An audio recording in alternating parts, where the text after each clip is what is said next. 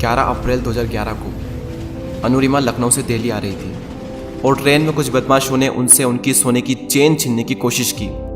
Anurima volleyball champion थी। उन्होंने एक स्पोर्ट्स वुमेन स्पिरिट दिखाई और सोने की चेन देने से इनकार कर दिया।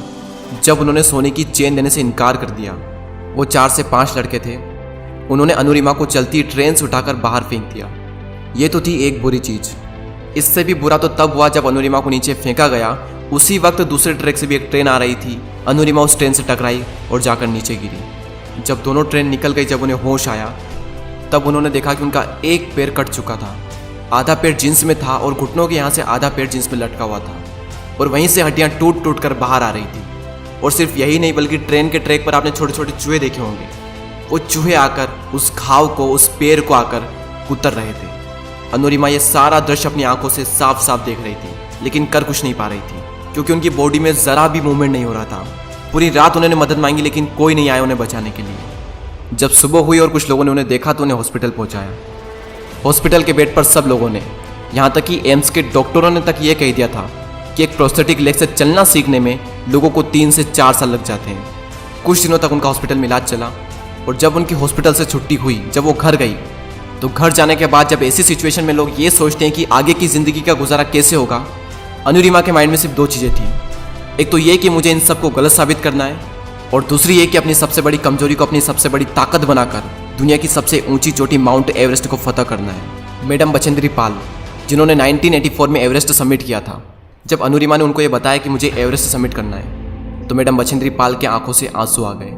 उन्होंने कहा कि अनुरिमा, तू इस हालत में भी ये सोचने की हिम्मत रखती है। तूने अपने अंदर तो एवरेस्ट को फतह कर लिया है, बस अब तो दुनिया को बाहरी रूप से दिखाना बाकी रह गया है।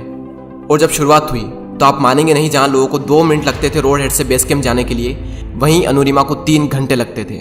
और आपको यकीन नहीं होगा ये जानकर कि ठीक 8 महीने बाद बेस कैंप से सभी साथ में निकलते और टॉप पर अनुरिमा सबसे पहले पहुंचती।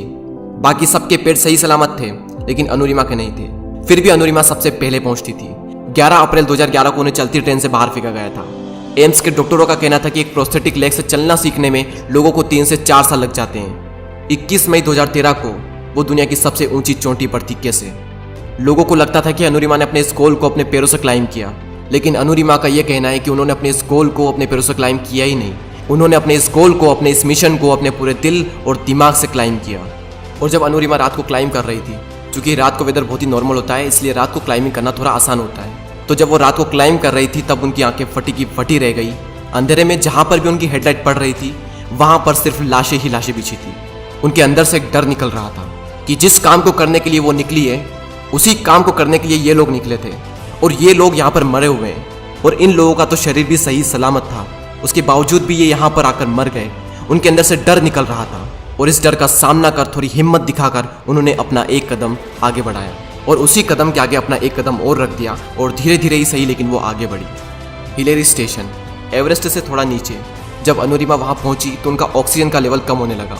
उनके शेरपा ने उन्हें कहा कि अनुरिमा वापस चलो, तुम्हारा ऑक्सीजन खत्म हो रहा है, अगर जिंदा बचे तो फिर से वापस आ सकते हैं। लेकिन अनुरिमा को पता था कि ये मौका उन्हें बहुत ही मुश्किल से मिला है और शायद इसके आगे उन्हें कोई मौका मिले ही ना, और वो इस गोल्डन चांस को कभी भी खोना नहीं चाहती थी। उन्होंने शेरपा की बात नहीं मानी और आगे बढ़ी। उनका मानना था कि यहाँ तक आई हूँ यहाँ रुकने के लिए या फिर वापस जाने के लिए नहीं, यहाँ तक आई हूँ और भी आगे जाने के लिए। और ठीक 1.5 घंटे बाद वो दुनिया की सबसे ऊंची चोटी पर थी और इतिहास रच दिया उस लड़की ने, जिसे एम्स के डॉक्टरों ने कहा था कि 3 से 4 साल लगते हैं एक प्रोस्थेटिक लेग से चलना सीखने में। और चलना फिरना छोड़ो, 2 साल में उसने एवरेस्ट को फतह भी किया और बता दिया पूरी दुनिया को कि इंसान विकलांग दिमाग से होता है, शरीर से नहीं। और अगर एक बार आपने किसी काम को करने की ठान ली और उस काम को करने के लिए आप अपनी जान लगाने को तैयार हो, तो दुनिया की कोई भी ताकत आपको हरा नहीं सकती।